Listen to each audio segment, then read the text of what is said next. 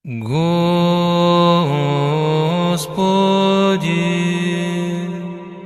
Иисусе Христе,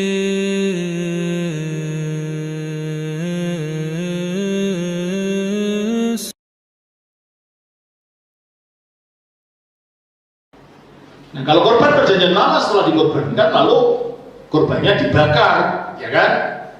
Abunya dibuang. Beda dengan Yesus. Setelah dia dikorbankan, bukannya habis terbakar jadi abu.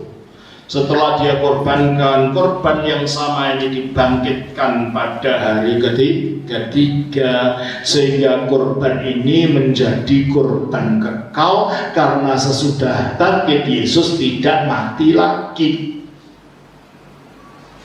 Sehingga korbannya menjadi korban yang sekali untuk selama-lamanya. Itulah sebabnya mengapa orang Kristen tidak lagi mempersembahkan korban binatang, sebab korban yang sudah diselesaikan di atas gunung Golgota.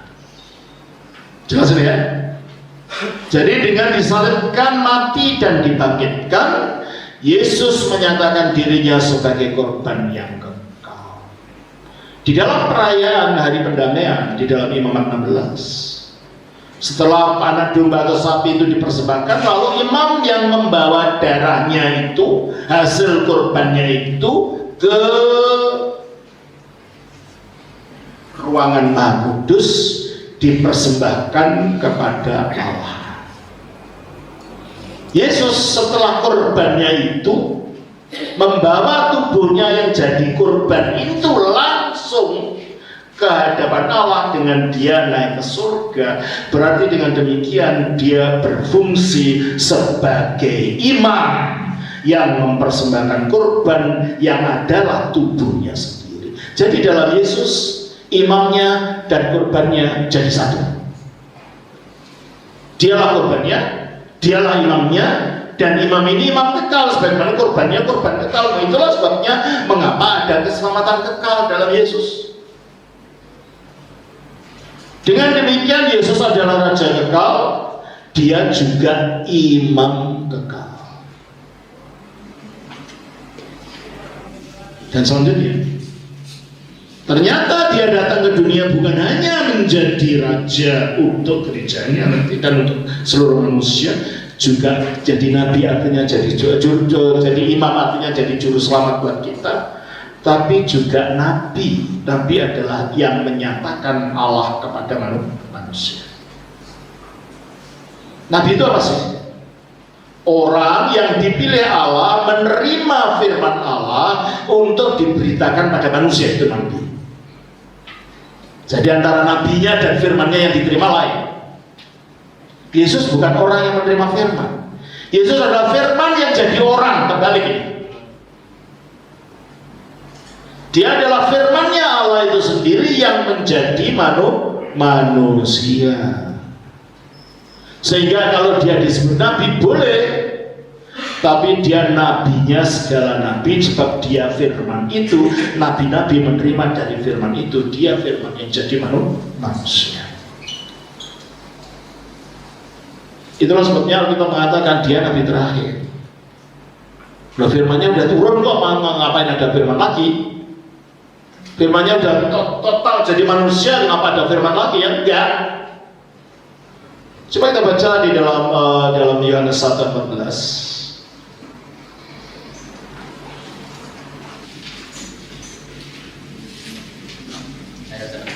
Ya.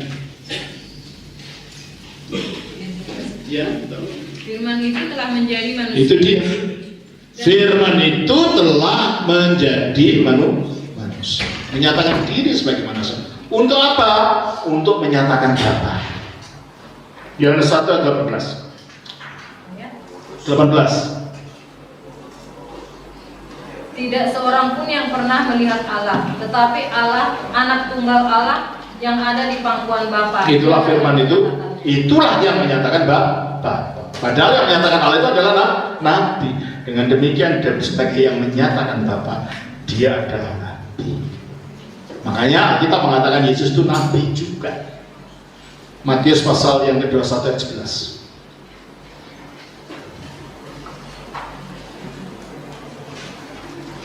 Matius 21 ayat 11. Dan orang banyak itu menyahut, inilah Nabi Yesus dari Nazaret di Galilea. Nabi apa? Nabi Yesus. Jadi kalau orang sana menyebut Nabi Yesus jangan sakit hati. Ya memang kita mengatakan dia nabi kok. Tapi bukan hanya sekedar nabi biasa. Dialah nabi dari segala nabi karena dia firman yang jadi manusia. Karena itu dia nabi terakhir. Ibrani pasal 1 ayat 1 dan 2. Ibrani 1 ayat 1 dan 2. Setelah pada zaman dahulu. Zaman kapan? Zaman dahulu. Allah berulang kali dan dalam berbagai cara berbicara kepada nenek moyang kita dengan perantaraan nabi-nabi. Ya, jadi perantaraan nabi itu zaman kapan? Zaman dulu. Terus? Maka pada zaman akhir ini Ia telah berbicara kepada kita dengan perantaraan anaknya. Bukan melalui nabi lagi, melalui anaknya. Berarti anak itu berfungsi sebagai nabi, tapi nabi yang terakhir. Sesudah dia tidak ada nabi lagi. Bagaimana mungkin sudah terakhir ada yang akhir lagi? Mungkin tidak ada. Saya punya anak bungsu lalu ada adik-adiknya anak bungsu, mana mungkin? Ya kan? Oleh karena itu bagi kita Yesus sebagai nabi, nabinya segala nabi, adalah nabi yang terakhir dan tidak ada nabi sesudah dia. Mengapa terakhir? Karena dia kekal, tidak mati, tidak ada yang bisa menggantikan, gitu kan? Kalau masih bisa mati berarti ada yang bisa menggantikan, gimana itu akhir gitu loh. Yesus kalau gitu dialah raja kekal, dialah imam kekal, dialah nabi kekal dalam diri satu orang. Oleh karena dialah Hamasyiyah. Nah, kalau dia kekal, yang kekal itu siapa? Yang mempunyai sifat kekal itu siapa? Allah. Berarti dia ilahi. Jadi dalam gelar Kristus itu begitu banyak nuansa yang terkandung. Dia juru selamat karena dia imam. Imam yang menyediakan penebusan. Dia wahyu karena dia nabi. Nabi yang menyatakan Allah. Dia raja karena dia adalah yang mempunyai kuasa yang mengendalikan manusia dan seterusnya.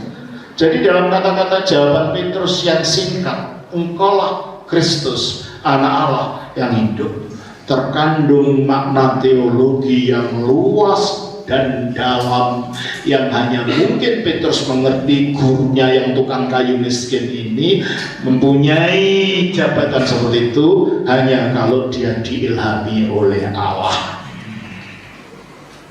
Jelas? Jadi jawaban Petrus sudah simpel ternyata gitu loh, nggak sederhana karena mengandung banyak makna yang menunjukkan Yesus. Nah, setelah jawaban ini, maka Kristus mengatakan dalam ayat yang pasal 16 ayat yang ke-18. Matius 16 ayat 18, jawabannya apa?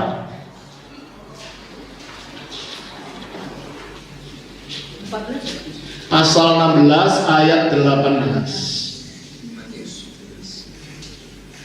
Dan aku pun berkata kepadamu, engkau adalah Petrus, dan di atas batu karang ini aku akan mendirikan jemaatku, dan alam maut tidak akan menguasainya. Nah, ini bahasanya karena diubah ya, jadi tidak menggigit.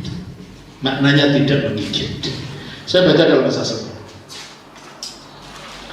Matius pasal yang ke-16 ayatnya yang ke-18 berbunyi begini, saudara. Ya. Dan nanti saudara akan tahu makna ini, ya. Matius 16 ayat yang ke-18 berbunyi demikian.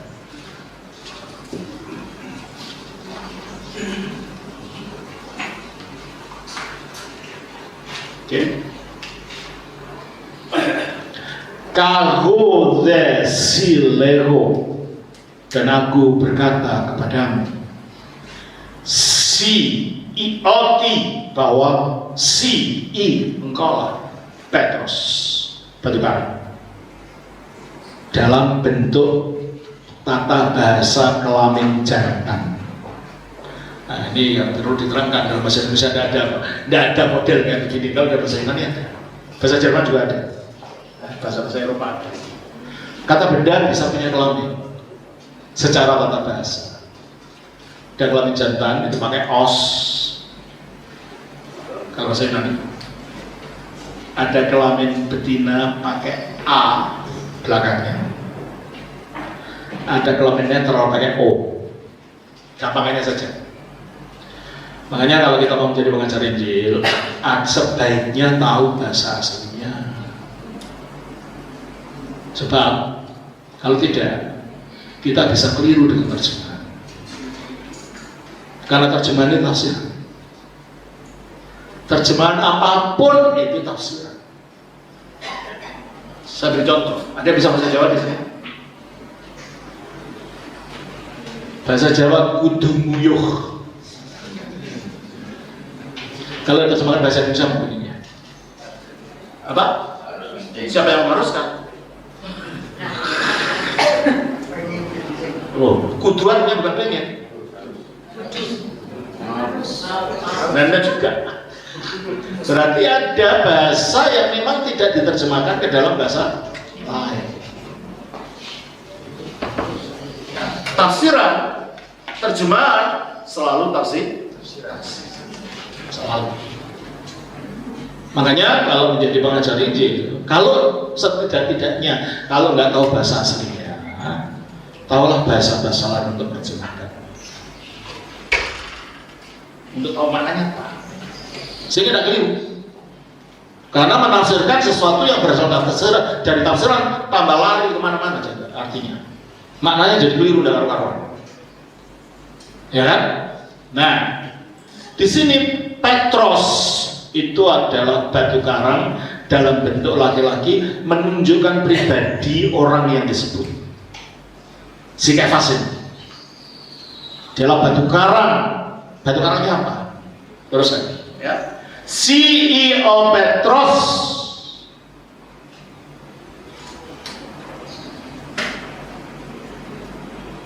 mana tadi? Ke epitafti di Petra. Nah, ini perempuan. Dan di atas Petra ini, loh, dua-duanya batu karang artinya. Yang satu jantan Petros, yang satu betina Petra. Lalu kelihatan kalau bahasa aslinya, bahasa Indonesia tidak kelihatan. Ya, CEO Petros ke epitafti di Petra. Jadi Petra di sini menunjuk apa? Kalau Petros menunjuk orangnya, Petra menunjuk pengakuan iman tentang Yesus yang sudah dilakukan di atas jembatan. Di atas Petros pribadi rasul dan ajaran rasul itulah ikodomiso, aku akan membangun mungkin eklesia, aku akan membangun gerejaku. Kristus tidak mengatakan gereja bunda. Jadi kalau melihat apa yang dikatakan Kristus, gereja itu hanya satu. Oleh karena itu ajaran itu hanya satu.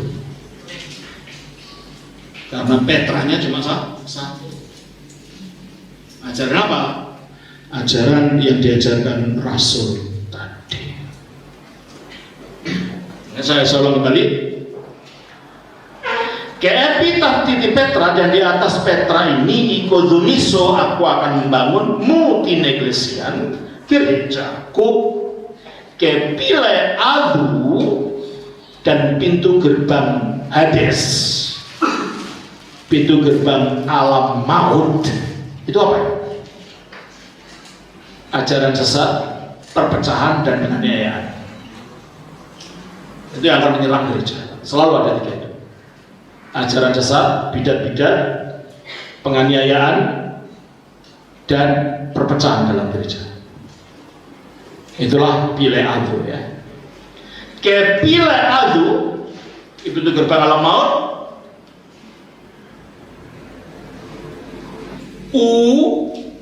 Katiski susin artis tidak akan dapat menguasainya. Artinya gereja yang dirikan Kristus itu ajarannya nggak akan bisa berubah. Yang dirikan Kristus loh ya. Yang berubah itu berarti dirikan manusia. Sebab Kristus menjanjikan alam maut tidak dapat mengalahkan gereja yang dikatakan gerejaku tadi. Jelas ini ya.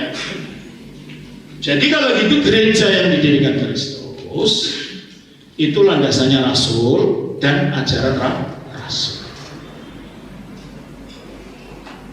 Lain-lain boleh bikin gereja tapi bukan ajarannya, bukan didirikan Kristus. Kalau Kristus ajarannya adalah dari rasul dan ajaran rasul. Nah, karena itulah, karena Kristus sendiri yang berjanji akan mendirikan gereja. Dan harap diperhatikan, dia tidak pernah mengatakan nanti aku tinggalkan kamu kitab suci namanya perjanjian baru ya, tidak ada itu. Tapi dia menjanjikan akan mendirikan gereja. Dan tidak ada perintah pada para rasulnya, nanti kamu Matius tulis Injil Matius ya, nanti kamu Yohanes tulis Injil Yohanes ya. Tidak ada perintah itu. Tetapi yang ada adalah aku akan mendirikan gerejaku. Ada mati ya, gereja itu dalam hati siapa loh? Dalam hati tiap orang loh. Kalau tahu dalam hati tiap orang, kenapa harus didirikan di atas dasar Petrus? Gereja itu punya bentuk. Mari kita baca di dalam Matius pasal 18. Maksudnya bukan gedung ya.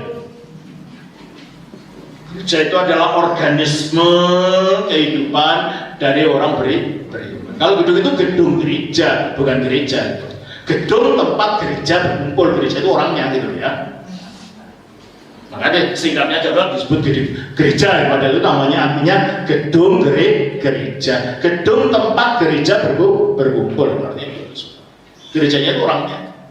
Nah, gereja itu dari kata eklesia, bahasa Yunaninya. Kalau bahasa Spanyol jadi iglesia, kalau bahasa Portugis jadi iglesia. Nah, yang pertama kali orang Eropa datang ke Indonesia adalah bahasa Portugis ya. Orang Portugis waktu itu di Indonesia belum ada gereja, maka bahasa Portugis itu yang diambil orang Kristen di Indonesia dari kata iglesia menjadi gereja.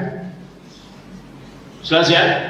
Dari iglesia, eklesia dalam bahasa aslinya. Ya, kadang-kadang kita nggak tahunya asalnya dari mana kata-kata ini. Banyak kata-kata kita dari bahasa Portugis ya. Minggu itu dari kata apa minggu itu? Domingos, hari Tuhan. Ya toh? Banyak kata-kata kita. Kalau bahasa Manado ada kata-kata kadera. Kadera itu kursi ya. Itu juga bahasa Portugis. Ada banyak. Nah, gereja itu dari bahasa Portugis igreja, yang akarnya dari iglesia, akarnya lagi dari bahasa Yunani eklesia. Kita baca dari Matius pasal 18. Ayatnya 15.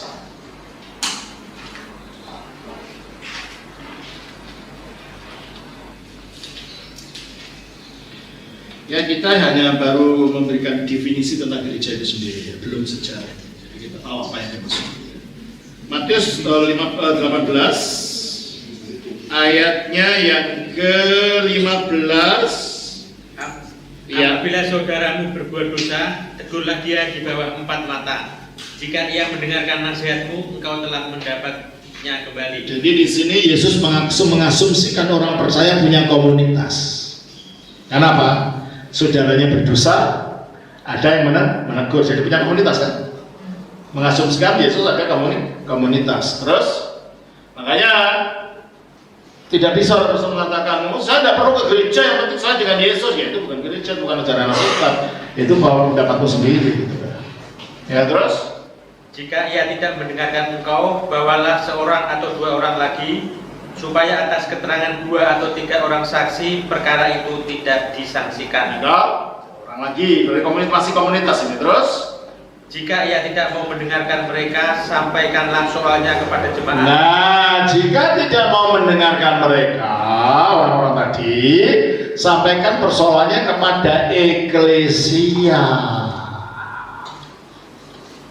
Jadi kalau itu eklesia ada bentuknya enggak? Ada, berarti ada lembaganya, tempat orang bisa melapor gitu loh. Ini kata Yesus loh. Ini ajaran Yesus. Jadi kalau mengatakan gereja itu ya pokoknya di hati masing-masing. Nah itu Alkitab mana yang kamu pakai gitu. Sejauh itu ajaran perjanjian baru bukan itu artinya gereja gitu kan. Gereja itu tempat orang melapor kalau ada orang berbuat dosa. Terus, Dan jika ia tidak mau juga mendengarkan jemaat, pandanglah dia sebagai seorang yang tidak mengenal Allah. artinya apa? Kalau dipandang sebagai orang tidak mengenal Allah, orang kafir, penyembah berhala, berarti dikucilkan gitu loh. Terus, Atau seorang pemungut cukai. pemungut cukai artinya orang tidak orang berdosa dikucilkan. Berarti gereja punya otoritas untuk mengucilkan orang-orang yang tidak mau bertobat ini gitu loh. Berarti ini adalah lembaga. Tidak ada gereja itu hanya dalam hati saja. Gereja itu adalah komunitas persekutuan yang awalnya didirikan oleh Rasul Petrus sebagai ketuanya dan rasul-rasul yang lain dan ajaran Rasul yang hanya satu. Atas dasar itulah gereja didirikan. Jelas ini ya? Oleh karena itu, karena inilah gereja yang akan didirikan Yesus, dia mempersiapkan sebelum itu terjadi, membentuk lembaga kecil-kecilan di sekitar murid-muridnya ini. Kita baca di dalam Matius pasal 10 ayat 1 sampai 4. Yesus memanggil ke-12 muridnya dan memberi kuasa kepada mereka untuk mengusir roh-roh jahat dan untuk melenyapkan segala penyakit dan segala kelemahan. Inilah nama ke-12 rasul itu. Pertama Simon yang disebut Petrus dan Andreas saudaranya, dan Yakobus anak Zebedeus dan Yohanes saudaranya, Filipus dan Bartolomeus, Thomas dan Matius pemungut cukai, Yakobus anak Alfeus dan Tadeus. Terima kasih. Coba perhatikan kata-katanya. Inilah nama dari rasul-rasul itu. Pertama Petrus. Kenapa kok tidak kedua Andreas? Ketiga siapa terusnya? Yakobus. Kenapa yang lain tidak ada ketiga, keempat, kelima, keenam? Kenapa hanya pertama Petrus? Pernah perhatikan tidak ini? Karena ini bukan menunjuk urutan jumlah orang. Ini menunjukkan kedudukan Petrus di antara para rasul yang lain. Dia pertama karena dia ditunjuk sebagai pimpinan. Kalau ini pimpinan, ada pimpinannya, organisasi bukan? Pastilah. Ada 12, pimpinannya Petrus. Lalu ada orang lingkaran dalam. Coba baca Matius 17 ayat 1 dan 2. 6 hari kemudian Yesus membawa Petrus, Yakobus dan Yohanes saudaranya. Kenapa ada 12-nya? Semuanya diajak, hanya 3. Dan bukan hanya di situ. Waktu ke Getsemani juga cuma 3 orang ini saja. Coba kita baca di dalam Matius pasal yang ke-20 Ya. Di dalam Matius yang pasal yang ke-26 kita baca demikian saudara.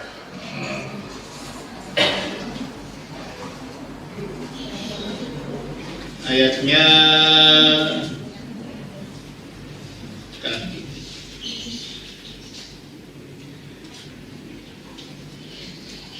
ayat 37 waktu di Getsemani. Yohanes ayat 37. Dan ia membawa Petrus dan kedua anak Zebedeus sertanya. Siapa kedua anak Zebedeus itu? Yakobus dan Yohanes. Kenapa hanya 3 ini? Dalam momen-momen yang penting tidak semua 12 murid diajak. Hanya 3. Berarti kalau begitu dari kelompok 12 ini ada satu yang jadi pimpinannya, siapa? Petrus. Ada orang lingkaran dalam, siapa? Petrus, Yakobus, Yohanes. Lalu ada kelompok lagi, kelompok 70. Lukas 10 ayat 1.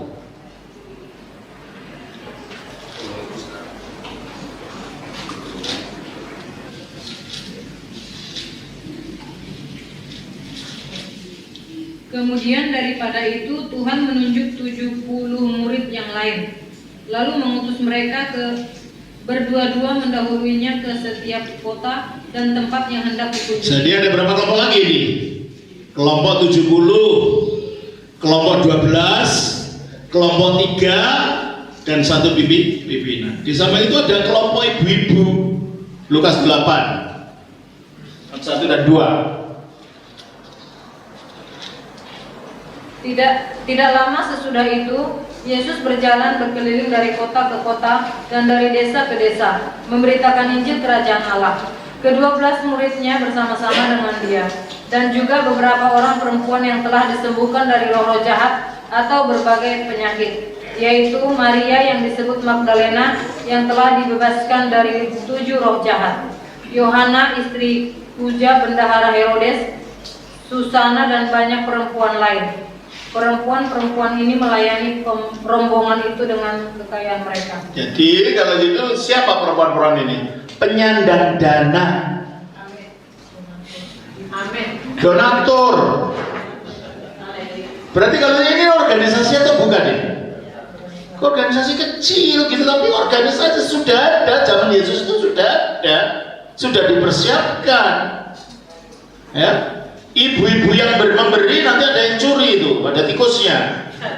Baca Yohanes 12 ayat 4 sampai 6.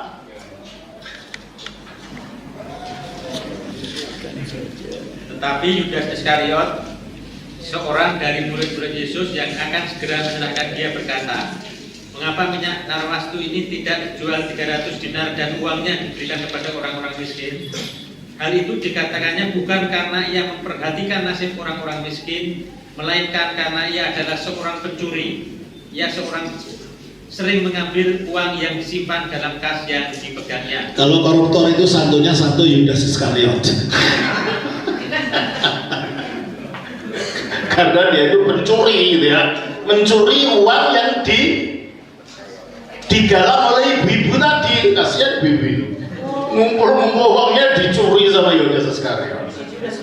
Jadi kalau gitu dalam kelompok Yesus ini ada semacam organisasi, ya, ada pimpinannya, tapi belum disebut gereja, masih persiapan untuk gereja. Karena itu gereja setelah kelompok itu dijiwai oleh Roh Kudus. Bukan hanya ngumpul gitu aja. Kumpulan yang dijiwai oleh Roh Kudus dengan Roh Kudus sebagai kehidupan. Kumpulan ini di sekitar iman kepada Yesus disatukan dalam sakramen perjamuan kudus, barulah itu gereja. Ngumpul-ngumpul saja belum gereja, maka jemaat itu terjemahan yang tidak tepat. Jemaat itu artinya orang kumpul-kumpul, makanya ada jemaat main nonton bola juga ada, jemaat pengajian ibu-ibu juga ada. Tapi apa mereka itu gereja? Enggak, korupsi berjemaah, katanya itu apa itu gereja? Bukan. Orang banyak yang ngumpul itu bahasa Arabnya jemaat. Makanya seharusnya kata eklesia ya terjemahkan gereja, bukan jemaat. Jelas ini ya? Sebab gereja itu dari kata eklesia, yang eklesia sendiri berasal dari kata ek, artinya keluar dari kaleo, saya memanggil. Jadi gereja adalah kumpulan orang-orang yang dipanggil keluar. Keluar dari apa? Keluar dari kegelapan dosa dan kematian untuk menyatu dalam terang kebenaran Injil. Itulah artinya gereja itu. Mari kita baca dalam 1 Petrus pasal 2 ayat 9.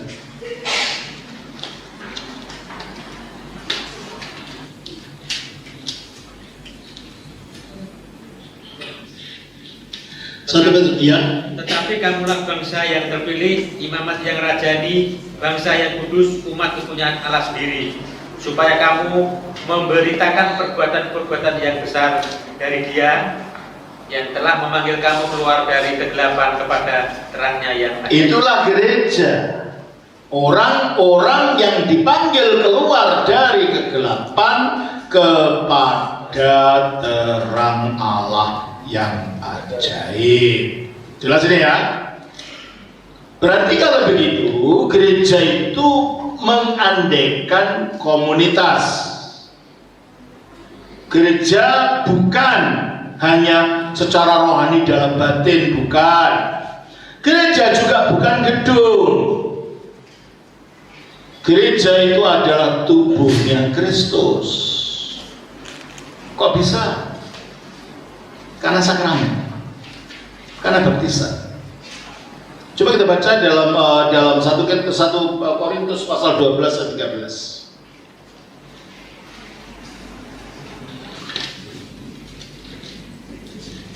Korintus 12 ayat 13. Sebab dalam satu roh kita semua, baik orang Yahudi maupun orang Yunani, baik budak maupun orang merdeka, telah dibaptis menjadi satu tubuh. Stop. Dalam satu roh kita semua, orang Yahudi, orang Yunani, orang apa, dibaptis dalam satu tubuh. Kenapa? Baptisan itu misteri. Misteri yang menyatukan kita dengan kematian, penyaliban, dan kebangkitan Kristus. Itu bukan hanya sekedar upacara. Makanya ada Roh Kudus bekerja di situ. Dalam satu roh kita dibaptis menjadi satu tubuh. Kalau nggak ada Roh Kudus nggak bisa itu. Makanya jangan merendahkan baptisan, malah itu hanya lambang. Lambangnya siapa? Kita tidak pernah mengatakan itu. Baptisan adalah menyatukan kita kepada Kristus karena Roh Kudus bekerja pada waktu baptisan itu menurut 1 Korintus 12 ayat 13 ini. Nah, dan itulah ajaran gereja purba ya. Yang muncul baru ini kan itu ajaran-ajaran baru aja. Nah, untuk supaya kita tetap menyatu dalam sebagai tubuh, kita disatukan pertama dengan baptisan. Perjamuan kudus adalah alat nomor 1 tadi yang membuat kita menjadi tubuh itu dalam perjamuan kudus. Sekali lagi, ini juga bukan lambang kalau begitu. Kita baca 1 Korintus 10 ayat yang ke-17.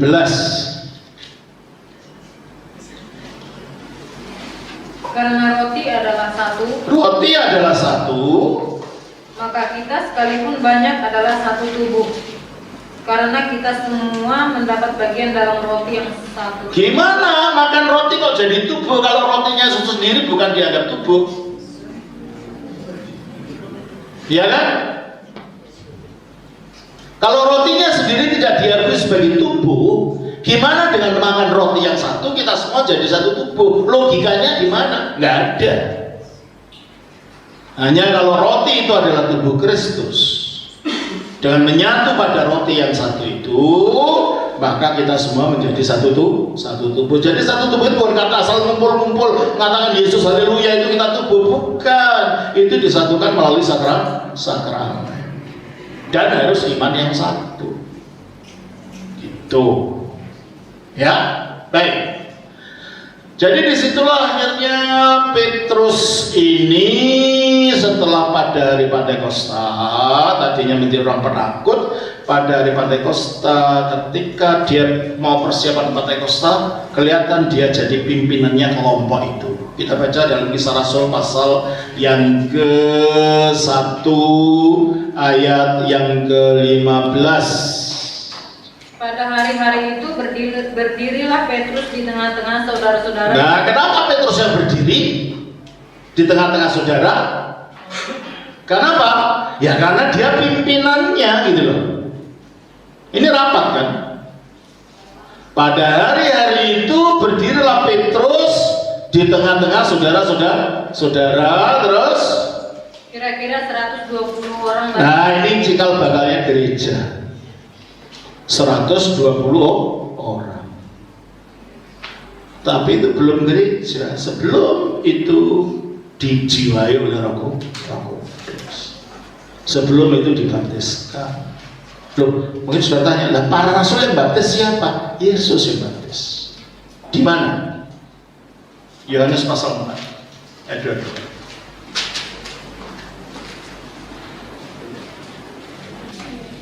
Yohanes 4 ayat yang ke-22.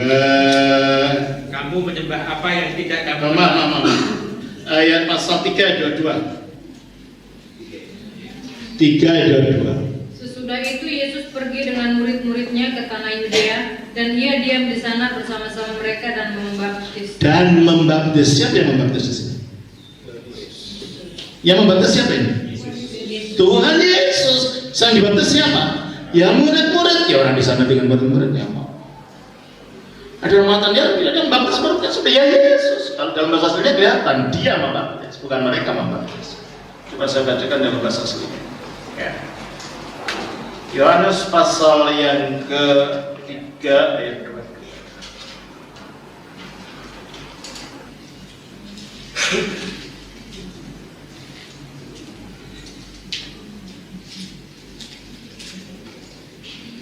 Tiga dan 2 dikatakan begini, metatafta, sesudah itu ilteno Yesus, datanglah Yesus ke imati teaftu dan murid-muridnya istin Yudea ke Yudea, Yudean hin ke tanah Yudea, ke Eki, dan di sana dia tribemet afton ke baptizin.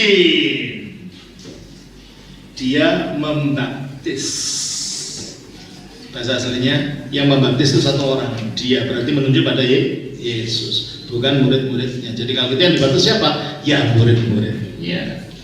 Nah, karena nggak jelas kan orang tuh yang baptis muridnya siapa? Ya Yesus sendiri yang baptis, ya. Tahu ya ini ya. Nah, jadi kalau gitu para murid juga dibaptis oleh Yesus.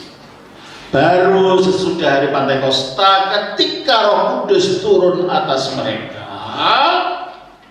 terbentuklah gereja itu.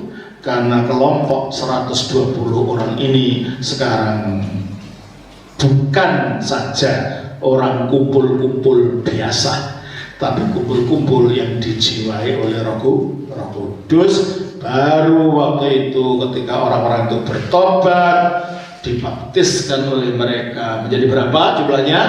3.000 orang. Itulah gereja yang pertama. Kisah Rasul 2 ayat 41. Kisah Rasul 2 ayat 41 dan 42. Belum baca kan? Orang-orang yang menerima perkataannya itu memberi diri dibaptis, dan pada hari itu jumlah mereka bertambah kira-kira 3.000 jiwa. Dari berapa tadi? 120 menjadi 3.000 jiwa setelah dibaptiskan. Teruskan. Mereka bertekun dalam pengajaran rasul-rasul dan dalam Mereka bertekun dalam pengajaran rasul-rasul. Ini penting sekali. Terus? dan mereka lalu berkumpul untuk memecahkan roti dan berdoa. Memecahkan roti ini apa? Perjamuan kudus. Dan berdoa, bukan berdoa bahasa aslinya, melakukan doa-doa. Berarti kalau gitu ada bentuk, doanya ada bentuknya. Bentuknya apa kira-kira? Ya seperti doanya orang Yahudi dong. Mereka kan orang Yahudi, ya kan? Nggak mungkin mereka tiba-tiba mengarang doa sendiri, nggak mungkin lah. Dari budaya Yahudi ya berdoanya seperti orang Yahudi, caranya orang Yahudi, gitu kan? Makanya para rasul masih pergi ke Bait Allah itu kan? Dalam Kisah Rasul 3 tadi, sembahyangnya masih ke Bait Allah. Hanya dengan berkembangnya waktu, doa-doa ini akhirnya dimengerti secara kristologis. Kerangkanya, bentuknya masih model Yahudi. Oleh karena itu pada waktu itu kumpulannya orang Kristen belum disebut gereja, tapi disebut sinagoga. Sinagog. Coba kita baca dalam Yakobus pasal yang keempat ayat 2. Pasal 2 ya, sebentar saya lihat dulu. Kedua, ayat yang kedua. Sebab jika ada seorang masuk ke dalam kumpulanmu dengan memakai cincin emas dan pakaian indah, dan datang juga seorang miskin ke situ dengan memakai pakaian buruk, dan kamu menghormati orang yang berpakaian indah itu dan berkata kepadanya, silakan Tuhan duduk di tempat yang baik ini. Sedang kepada orang miskin itu kamu berkata, berdirilah di sana, atau duduklah di lantai ini dekat tumpuan kakiku. Yang diterjemahkan dengan kata bahasa Indonesia kumpulan itulah bahasa aslinya sinagoga. Saya bacakan ya. Ienggar, karena jika isalfi masuk istin sinagogin imun, masuk ke dalam sinagoga kamu. Sinagoga adalah tempat ibadahnya orang Yahudi, bukan gereja ya. Kalau masjid Islam di sinagoga Yahudi, kalau Kristen gereja.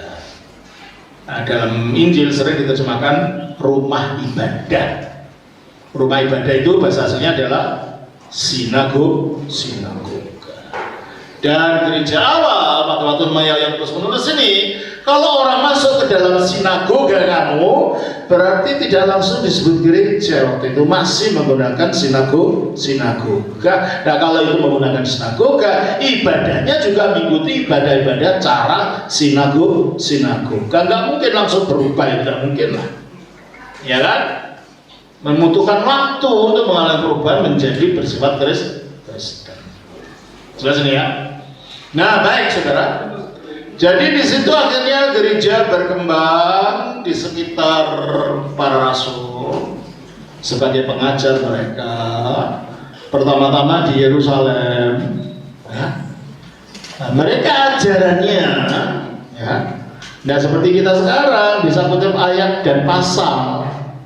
Kitab suci belum ada. Gereja mula-mula itu tanpa kitab suci, ada kitab suci, tapi kitab sucinya orang Yahudi dalam bahasa Ibrani. Ini saya tunjukkan saya supaya saudara yang belum tahu, belum pernah tahu. Ini kitab suci bahasa asli dalam bahasa Ibrani. Jadi kalau ada orang luar mengatakan orang Kristen tidak punya kitab suci bahasa asli, bilang kamu bohong. Kami pernah lihat. Ini bahasa aslinya, ya. Tulisannya kayak rumah raya, ya, seperti rumah raya, ya. Ini bahasa aslinya. Jadi mereka kalau bilang itu bohong dan berdasarkan kenyataan.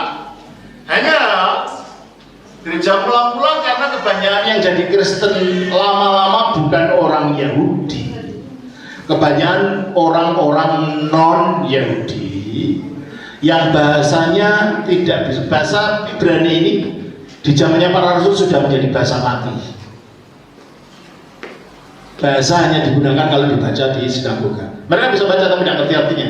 Ya seperti saudara-saudara Muslim bisa baca Arab tapi tidak ngerti artinya, gitu seperti itu. Ya. Sehingga 300 tahun sebelum Yesus lahir, ketika banyak orang Yahudi perantauan yang tinggal di Alexandria, Mesir, mereka tak lagi menggunakan kitab suci dalam bahasa Ibrani. Lalu ada waktu itu raja Mesir yang berkebangsaan Yunani, namanya Ptolemeus Soter, memerintahkan kepada pimpinan agama Yahudi untuk menerjemahkan kitab suci Yahudi bahasa Ibrani ini ke dalam bahasa yang berlaku waktu itu, yaitu bahasa Yunani.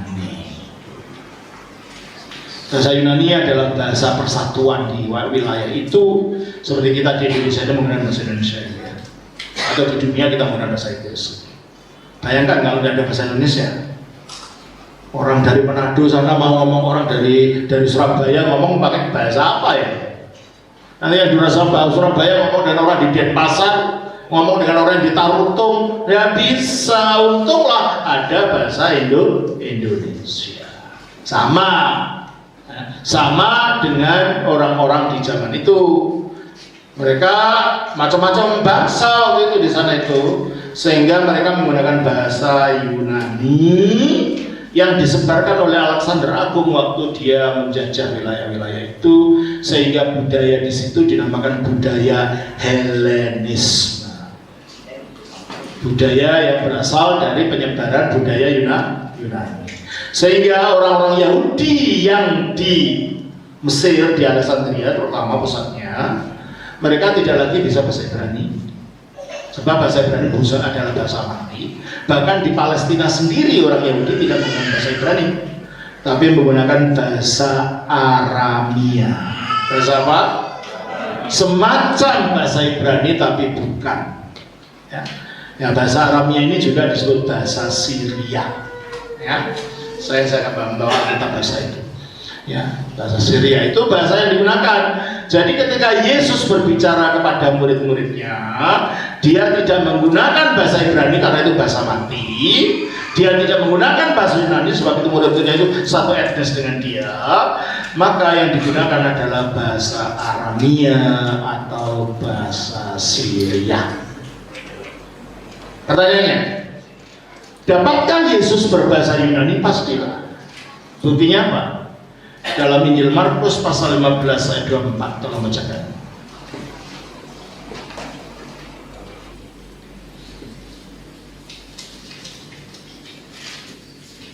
Tolong bacakan.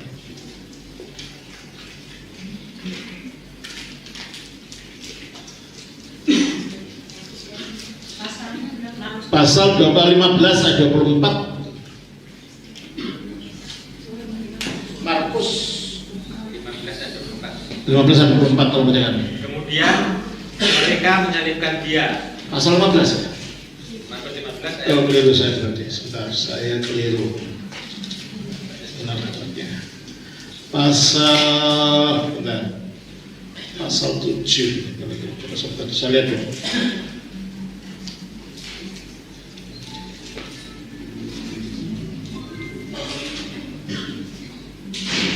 Pasal 7 ayat 24. Lalu Yesus berangkat dari situ dan pergi ke daerah Tirus. Ia masuk ke sebuah rumah dan tidak mau bahwa ada orang yang mengetahuinya, tetapi kedatangannya tidak dapat dirahasiakan. Terus sampai ayat 26. Malah seorang ibu yang anaknya perempuan kerasukan roh jahat segera mendengar tentang dia, lalu datang dan tersungkur di depan kakinya. Perempuan itu seorang Yunani bangsa Siro-Fenisia. Nah, kalau dia seorang Yunani, kita kira Yesus berbicara dengan perempuan ini bahasa apa? Yunani. Ya bahasa Yunani. Berarti kalau Yesus bisa bahasa Yunani nggak? Bisa. Jelas ini ya? Bahkan gereja purba, kalau ada mengatakan ada sekarang ada tendensius, aslinya bahasanya gereja bahasa Syria, ya enggak, ya ada Yunaninya juga gitu ya. Dan gereja tidak pernah bersifat monolitik, tidak pernah. Bahkan gereja ada orang negrunya loh dari awal itu. Orang negru itu sudah ada, coba baca dalam Kisah Rasul pasal yang ke-12 ayat 2. ketika ia melihat Pasal 12. ya kisah 22 ya. Ya. Ia menyuruh membunuh Yakobus saudaranya. Oh, bukan pasal 13 itu. Ayat 2. Pada suatu hari ketika mereka beribadah kepada Tuhan dan berpuasa, Mulai ayat 1 deh, ayat 1. pada waktu itu dalam jemaat di Antioquia ada beberapa nabi dan pengajar, yaitu Barnabas dan Simeon yang disebut Niger. Niger. Niger itu apa artinya? Ya orang Niger, orang kulit hitam. Orang Niger makanya ada negara Nigeria gitu kan. Ya tidak mungkin mereka berbahasa Ibrani. Ya, mereka menggunakan bahasa yang berguna di bahasa internasional yang digunakan di zaman itu. Ya. Barnabas temannya Paulus. Terus kita baca lagi Kisah Rasul pasal 6 ayat 1.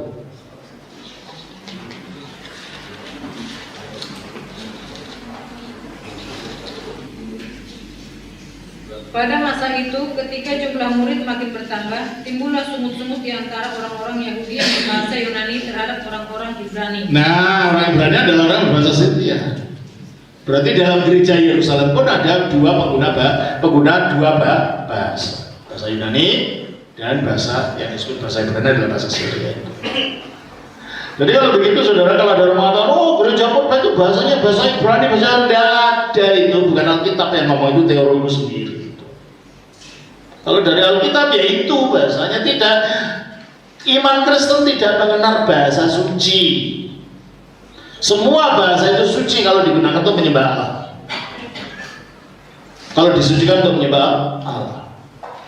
Nah, kalau saya, kamu kenapa harus belajar bahasa Ibrani? Ya saya pengajar, saya harus tahu gitu loh, supaya tidak menyesatkan orang gitu kan. Tapi bukan karena itu terus saya taruh di kepala saya gendong-gendong, enggak. Ya, saya cium-cium terus saya enggak. Ini hanya untuk supaya memahami, ya. Nah, akhirnya apa? Ada 70 orang pimpinan Yahudi di Alexandria itu, 72, menerjemahkanlah kitab-kitab Ibrani ini ke dalam bahasa Yunani. Nah, waktu itu kitab suci belum dikanonkan. Jadi jumlahnya belum terbatas, boleh saja mau terjemahkan apa. Sehingga pimpinan para agama Yahudi ini akhirnya menerjemahkan buku-buku bahasa Ibrani yang tidak ada dalam kitab Ibraninya orang Yahudi di Palestina, ikut diterjemahkan. Apa itu? Kitab 1 Makabe, 2 Makabe, 3 Makabe. Itu bukan karangan orang Katolik, jangan keliru. Itu miliknya orang Yahudi yang diterjemahkan pada abad ketiga sebelum Kristus lahir. Karena ada yang nuduh orang Katolik nambah-nambah kitab suci. Nanti yang Katolik, Protestan mengurang-urang kitab suci. Tidak ada yang nambah, tidak ada yang mengurangi. Memang gitu sejarahnya. Maka taulah sejarah supaya tidak malu. Ya, itu adalah kitab suci yang diterjemahkan oleh para rabi Yahudi ke dalam bahasa, dari bahasa Ibrani ke bahasa itu. Karena waktu itu kanon belum ditetapkan, kecuali kelima kitab Musa itu tidak ditambah-tambah. Yang sejarah dan yang puisi masih boleh ditambah. Makanya 1 Makabe sampai 4 Makabe. Yang di gereja Katolik hanya diterjemahkan 2, 1 dan 2 Makabe saja. Sebenarnya jumlahnya ada 4. 1 Makabe, 2 Makabe, 3 Makabe, 4 Makabe. Lalu ada kitab Yudit, ada kitab Tobit, kitab tambahan Daniel, kitab tambahan Esther, kitab Yesus bin Sirah, kitab kebijakan Salomo, dan semuanya itu ya diterjemahkan. Akhirnya kitab ini yang diterjemahkan oleh pimpinan Yahudi di Alexandria ini 300 tahun sebelum Yesus lahir ini disebut sebagai Septuaginta, artinya si 70, napi 70 gitu ya Bu. Si 70 kan napi 70 gitu. Ini kitabnya.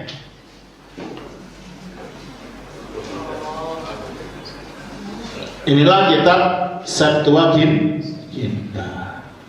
Jadi masalah bawa-bawa ini supaya saudara tahu lihat sendiri ya. Oh, bukan hanya ngomong menghayal-hayal ya.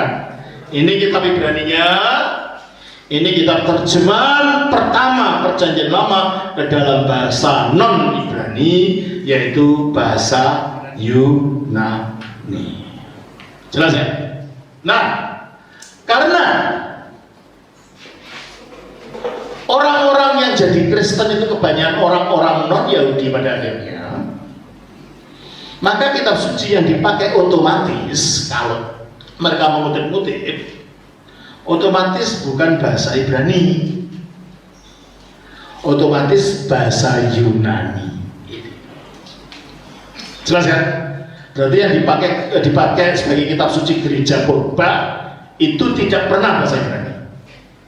Yang dipakai adalah bahasa Yunani, karena kebanyakan pengikut-pengikut Kristus waktu itu adalah orang-orang yang bukan beragama, berbudaya Ibrani. Coba kita baca dalam Kisah Rasul 19 ayat 1, Kisah Rasul 11 ayat 19-20.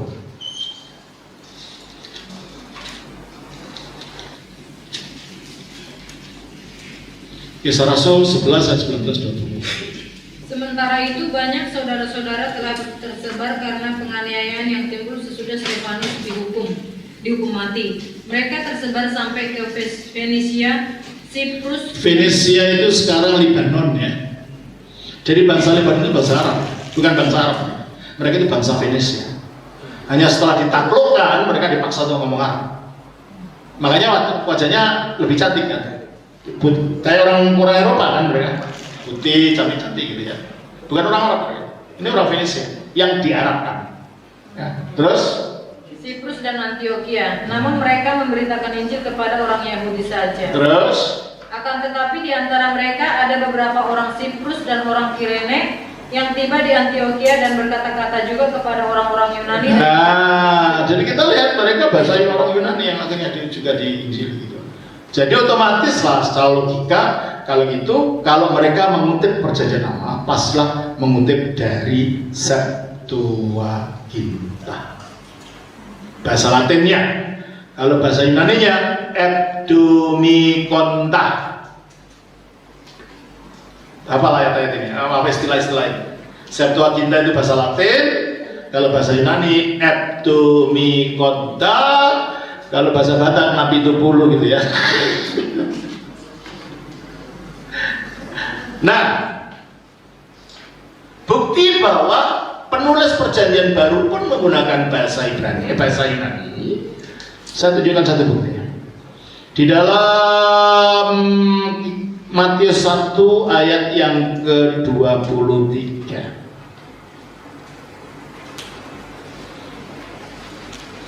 Sesungguhnya anak darah itu akan mengandung dan melahirkan seorang anak laki-laki, dan mereka akan menamakan dia Immanuel. Ya. Yang berarti siapa yang akan menamakan anak? Siapa yang akan melahirkan? Ada ayat itu. Anak darah. Ini kutipan dari Yesaya. Yesaya 7 ayat 15. Yesaya pasal 7 ayatnya yang ke berapa? 14. Coba baca ya, 14 betul. Sebab itu Tuhan sendirilah yang akan memberikan kepadamu suatu pertanda. Sesungguhnya seorang perempuan muda mengandung dan akan melahirkan seorang anak. Oh, kan beda anak darah dengan perempuan muda. Perempuan muda bisa janda dong, janda muda. Kalau anak darah tidak mungkin janda. Pasti anak darah belum nikah.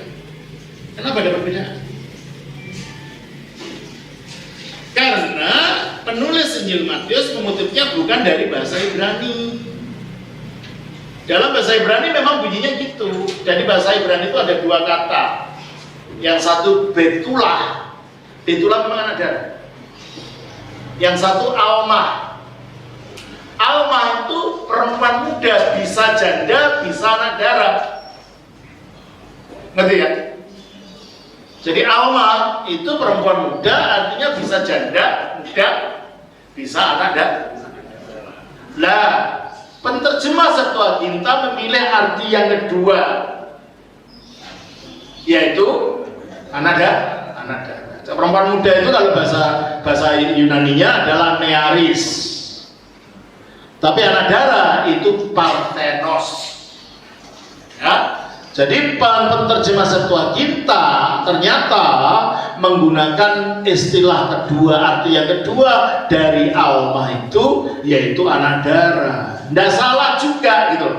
Oleh karena itu para pimpinan Kristen, para bapak gereja waktu itu mengatakan berarti waktu itu para penerjemah itu diilhami Roh Kudus untuk mempersiapkan datangnya anak darah yang akan punya anak laki-laki ini, maka mereka dituntun untuk menerjemahkan alma itu bukannya sebagai perempuan muda tapi sebagai anak darah.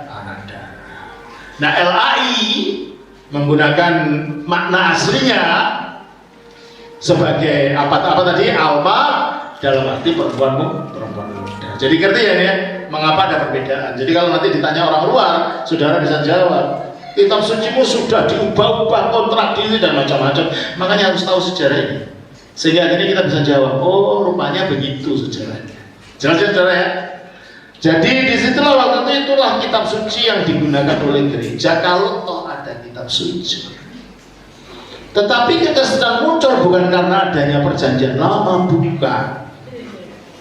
Kita sedang muncul karena ada orang yang mati dan bangkit, disalibkan mati dan bangkit. Maka berita tentang kebangkitan Yesus inilah yang menjadi lebih utama dari kutipan ayat manapun. Oleh karena ini yang diberitakan oleh para rasul secara lisan. Coba kita baca di dalam Kisah Rasul 2 ayat yang ke-33. Kisah Rasul 2:33. Tolong bacakan. Dan sesudah ia ditinggikan oleh tangan kanan Allah dan menerima Roh Kudus yang ke-32 itu ya, 32. Yesus inilah yang dibangkitkan Allah, dan tentang hal itu kami semua adalah saksi. Nah, tentang hal itu, tentang kebangkitan itu, kami semua, siapa kami semua di sini? Para rasul adalah saksi. Mereka tidak memberitakan ini dan ini, yang diberitakan hanya satu, Yesus yang telah bangkit.